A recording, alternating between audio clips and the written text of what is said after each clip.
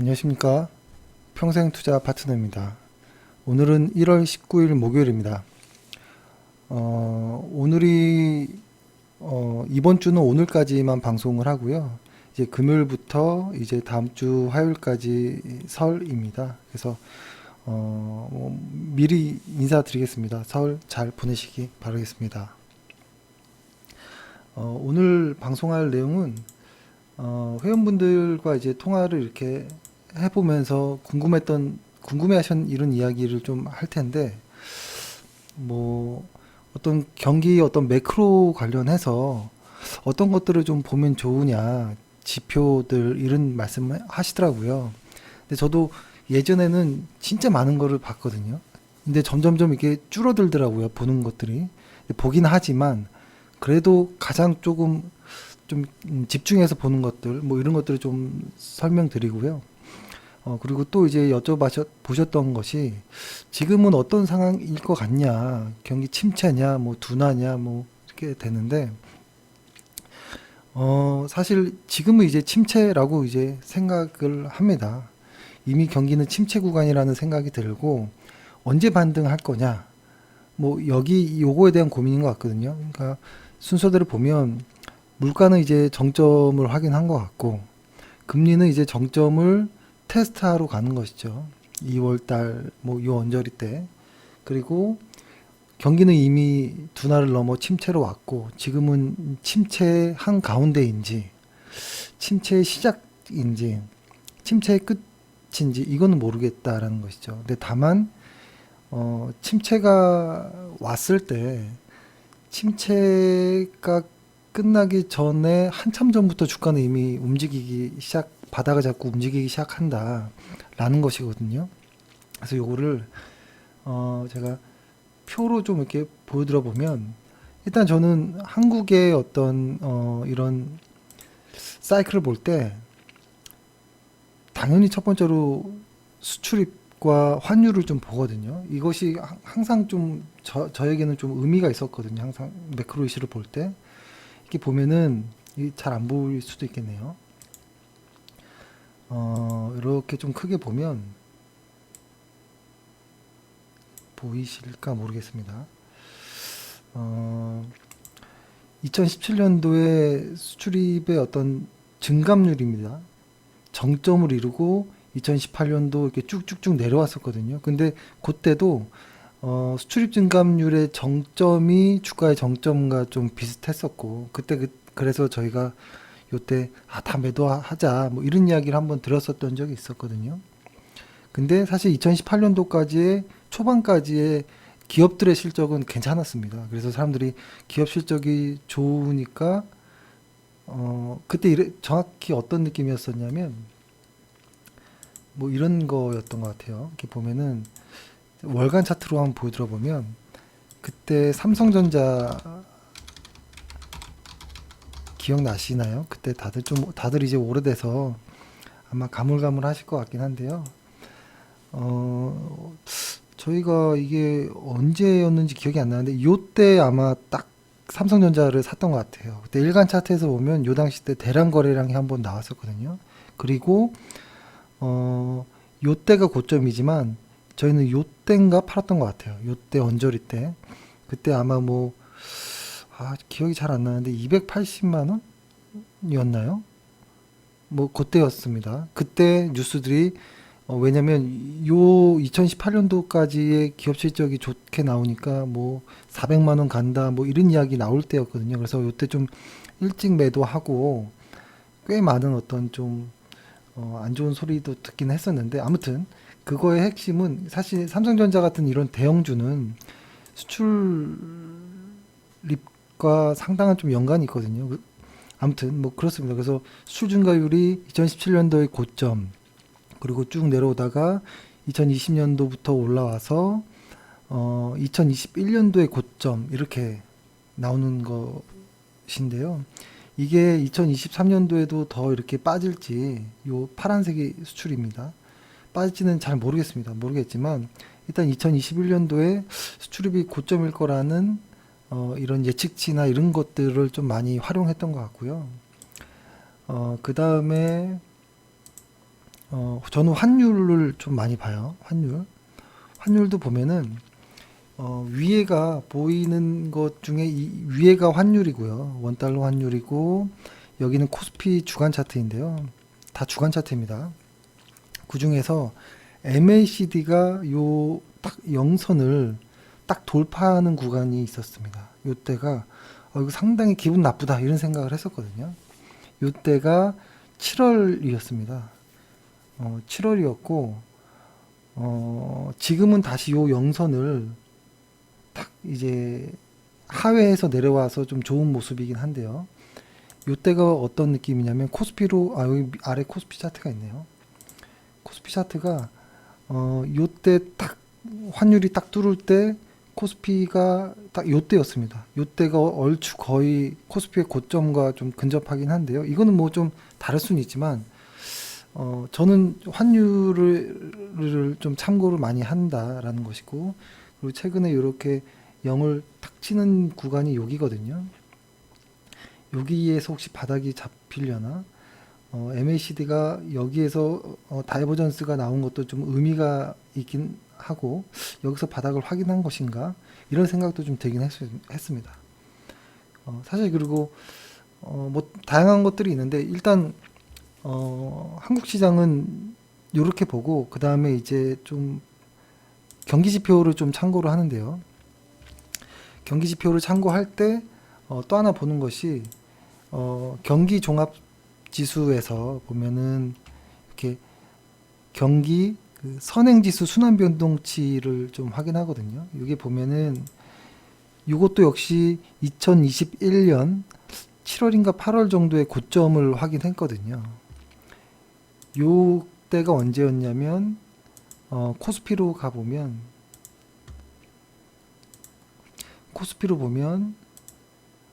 이건 지금 월간 차트인데요. 코스피로 보면 요 언저리입니다. 요 언저리. 그리고 그 다음에 ISM 제조업 지수도 참고하죠. ISM 제조업 지수 같은 경우에는 한번 마지막 고점을 치고 이렇게 팍 빠지는 요 때가 있었습니다. 요 때가 언제였냐면 잘 안 보이는데 1월 달이네요. 22년 1월. 그죠? 요 때가 22년 1월. 요 때가 S&P 500으로 보면 요 1월 달이 요 때입니다. 요 때인 것이고, 그 다음에 또 당연히 이것을 보겠죠. 저게 진짜일까라는 어떤 두려움을 떨고 있을 때 스프레드도 보겠죠. 10년물과 미국제 10년물과 2년물의 그 스프레드가 점점점 이렇게 오그라들면서 탁 이렇게 전환돼 버리는 이 시점이 4월인가 뭐 이랬을 것 같긴 한데요. 이때가 아마 그쵸 3, 4월 맞네요. 4월 정도. 요때가 언제냐면 여기였습니다. 요때. 아주 무서웠을 때. 그때였었고, 그 다음에 이제 뭐 많은 것들을 좀 건너뛰고, 이게 보면은 컨퍼런스 보드의 침체 시그널인데요. 지금은 그런 어떤 과정들, 다양한 어떤 경제 지표들이 꺾이는 모습을 보면서 여기까지 왔거든요. 사실 요거일 때 이미 침체를 넘어갔다라고 봐야죠. 이때는 이미 넘어갔다라고 이렇게 보이거든요. 과거에도 보면 요렇게 되고, 근데 약간 좀 의아한 것이 보통 요렇게 됐을 때 실업률이 쫙 치고 올라가거든요. 너무 크니까 이렇게만 하면 요때 실업률이 바닥을 잡고 팍 치고 올라가거든요. 이렇게 치고 올라가는데 이번에는 안 나오는 부분이 조금 침체가 아닌가 뭐 이런 어떤 생각이 들 정도의 어떤 좀 고민이 있었습니다. 근데 이거는 제가 좀 여러 번 말씀드렸던 것처럼 지금 미국 인구 구조상 실업률이 확 늘기가 좀 어렵지 않느냐, 뭐 이런 이야기를 했었죠. 그거는 이제 과거에 트럼프 정권 시절에 이민 정책부터 시작된 거긴 하겠지만, 그런 부분들 때문에 실업률이 확 튀지 않을 수도 있으려나, 뭐 이런 생각은 아무튼 했고요. 이건 뭐 좀, 아무튼 뭐 이런 겁니다. 그래서, 뭐 좀 정리를 해보면, 한국 같은 경우에는 한국 같은 경우에는 저는 수출입 증감률과 환율을 좀 의미 있게 보고, 그다음에 글로벌 볼 때는 미국의 ISM을 많이 봅니다. ISM이 좀 빠르더라고요. 그다음에 어떤 그다음에 뭐 다양한 것들을 좀 이렇게 보는 것이죠. 사실 근데 이런 것들이 다 이렇게 기가 막히게 맞네 이런 거는 잘 없는 것 같고, 지나고 나보면 그럴싸하네 이런 느낌이 많아요. 그래서 참고용으로는 좀 보시면 좋겠다. 이 정도로 좀 말씀드리고요. 그래서 결론은 저는 이미 침체 구간에 들어왔다. 근데 이제 가장 좀 우려하는 것이 이런 것이잖아요. 과거 2008년도와 현재를 비교하면서 2008년도처럼 이미 이거 한 번 더 지수가 이만큼 더 빠져야 되는 거 아니냐라는 것인데, 저는 이미 침체가 온 것 같아서 이거는 없이 가지 않을까? 왜냐면 이때는 시스템 붕괴인 거고 지금은 침체인 거거든요. 침체를 넘어선 2008년도 같은 붕괴가 오는 것은 아니지 않을까? 근데 뭐 앞날은 어떨지 모르겠지만 어떤 사건이 이런 것에 지금 같은 불안한 어떤 시장에서 시작될지 모르겠지만 그건 진짜 모르는 것이고 블랙스완인 것이고, 어, 지금은 저는 그냥 요 정도가 다 끝난 것 아닌가 이런 생각이 좀 들더라고요. 드는데 이걸 어떻게 알겠습니까, 제가. 그죠? 사무실에 그냥 구석에 앉아가지고 이걸 어떻게 알겠습니까, 감히. 그냥 그러려니 뭐 하는 것이죠, 뭐. 근데 이제 여쭤봐서 좀 정리를 해봤습니다. 사실 이거 말고 되게 많이 나와요. 계속 나오거든요. 근데 제가 좀 오래 보면서 그래도 요거는 좀 의미 있게 좀 봐야겠다 했던 것들을 말씀드린 거고, 현재 어제 기준으로 하면 PBR이 0.89, PER은 11.37 정도 됐고요. 오늘도 보면 장 막판에 외국인들이 또 이렇게 쑥 들어왔습니다. 왠지 모르겠습니다. 왜 들어왔는지 모르겠지만 계속 들어오고, 외국인들의 수급은 계속 들어오고 좋은 모습이고, 말씀드렸던 것처럼 코스피가 여기 좀 의미 있는 어떤 지지 구간에서 반등을 한 건지 아직은 모르겠지만 그래도 나왔다라는 것. 그래서 여기를 이 구간을 반등하고 다시 한번 올라가 준다면, 여기 이런 저항대들을 뚫고 올라가 준다면 그래도 조금 마음이 편하지 않을까, 뭐 이런 생각을 하고요. 그리고 사실 최근에 종목들이 애매합니다. 진짜 애매한 것 같아요. 사실 뭐 대부분의 종목들이 반등을 하기 시작하는데 뭐 어떤 논리가 이렇게 딱 있거나 이런 건 아닌 것 같아요. 그냥 어떤 뭐 수급 패턴 뭐 이런 흐름대로 뭐 이렇게 가는 부분, 테마 이런 흐름으로 가서 종목 이야기는 하긴 뭐하고, 저희가 어, 오늘 매수 매도했던 것들을 말씀드리면, 오늘 저희는 원래 디오라는 종목을 사실은 장기로도 갖고 있고 어떤 단기성으로도 갖고 있었거든요. 그러니까 이걸 좀 정리해 보면, 저희가 원래 이것만 좀 말씀드려 볼게요. 저희가 원래 장기 투자도 좀 하고, 단기 투자도 하고, 장기 투자, 그 다음에 단타, 그 다음에 뭐 중장기로 뭐 이런 것도 이렇게 하는데, 통일해서 그냥 장기 투자와 그냥 단기 투자 요렇게를 하고요. 제가 가끔 뭐 하루짜리, 뭐 하루 이틀짜리의 단기 매매를 할 때는 따로 표시를 하고, 대부분 다 이걸로 생각해 주시면 좋을 것 같아요. 그 회원분들도 이건 너무 어렵다, 요거나 이게 낫다. 근데 대부분 아직도 요거를 선호하시긴 하죠. 그러니까 요거 위주로 하고 저희가 요거를 하는 중장기 요 그냥 단기 요거를 하는 이유는 요 단기는 뭐 일주일이 걸릴지 한 달이 걸릴지는 모르지만 보통 5에서 10% 이상이면 기분 좋게 이익 실현하는 것이죠. 어, 그리고 장기는 실적이 꺾일 때까지 한번 따라가 보는 것, 뭐 이런 거고, 어, 그, 요, 요런 그 단기성의 무언가를 하는 거는, 어떤 무언가가 이렇게 막 내려오다가 탁 튀고 올라가는 어떤 이런 순간이거든요. 근데 요게 시작이 돼서 계속 시작되는 경우들도 있습니다. 그래서 요 종목들을 보면서 이런 것들을 찾는 이유가 새롭게 시장이 어떻게 변하나 이런 것들을 좀 관찰하는 차원도 있고요. 당연히 수익 차원도 있습니다. 예. 저희가 디오라는 기업은 장기로도 보유하고 있고 얼마 전에 단기로도 샀었고 중장기로도 샀었고 했었거든요. 근데 최근에 샀던 요 중단기로 샀던 게 오늘 이렇게 10% 정도가 나와서 이 중단기 요거는 이익 실현하고 장기로 갖고 있는 거는 그냥 계속 더 홀딩할 생각입니다. 홀딩할 생각인 것이고 그 다음에 저희가 그 오늘 클래시스를 샀잖아요. 클래시스는 아마 뭐 저희 네이버 카페 회원분들이면 다들 아실 기업이겠죠. 클래시스가 영업이익률이 50%가 넘는 50% 정도의 기업입니다. 이것과 쌍벽을 이루는 게 어제 저희가 매수했던 케어젠이거든요. 케어젠도 이런 정도의 영업이익을 갖고 있어요.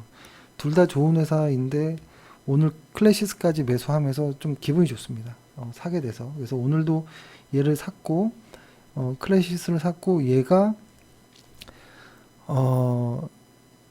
어디까지는 갈지 모르겠지만 적당한 선에서 사실 얘가 사고 나서 저희의 의도대로 5에서 10% 정도 수익이 나면 매도를 해야 되는데요. 여기서 마음고생을 좀 합니다. 아, 좋은 기업이니까 더 갈까? 더 보유할까? 이런 어떤 마음도 좀 들기도 하거든요. 그럴 때는. 근데 지금 시장 상황이 어수선하니, 뭐 욕심을 좀 내려놓아야 되나? 이런 생각도 하고. 근데 회사 내용을 보면 중장기 투자로도 너무 좋은 기업이기 때문에, 아무튼 오늘 그런 어떤 의미로 좀 매수를 했습니다. 아마 기업 내용이나 이런 것들은 다들 아실 겁니다. 다들 아실 거고. 그래서 아무튼 클래시스는 단기성으로 하루짜리 뭐 단타가 아니라 한 5에서 10% 정도의 기대 수익으로 했던 것이고, 만약에 이게 저희가 원했던 어떤 무언가가 안 나오면 잘라낼 수도 있겠죠. 그 전에 단기성이라면. 예, 뭐 그렇습니다.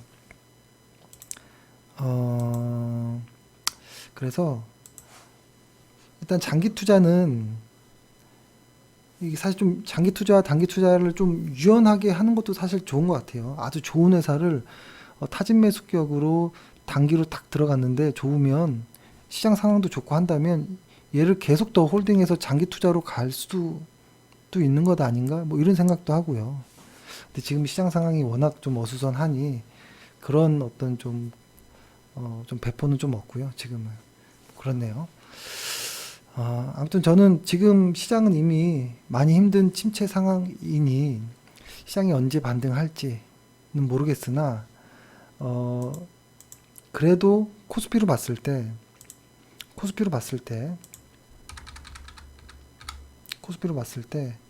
주간 차트로 설명할게요. 코스피로 봤을 때,